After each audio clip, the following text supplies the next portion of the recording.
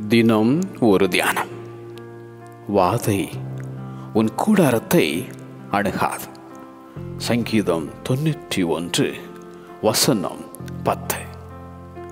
கர்த்தரை உனக்கு தாவரமாக கொண்டாய், ஆகையால் பொல்லாப்பு உனக்கு நேரிடாது.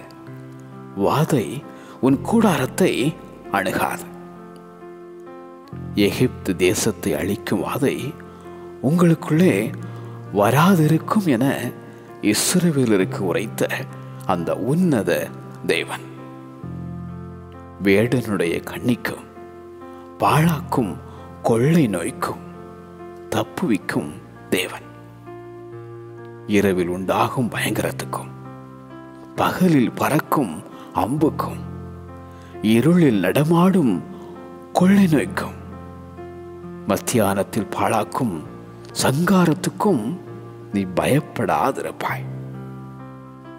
வியாதிப்பட்டு மரணத்துக்கு ஏதுவாயிருந்த அந்த எசேக்கியா ராஜாவுக்கு ஜீவனை தந்த ஆண்டவர், அவர் உன்னையும் காத்திடுவார். உன்னதமான கர்த்தரை நீ உறைவிடமாய்க்கொள்.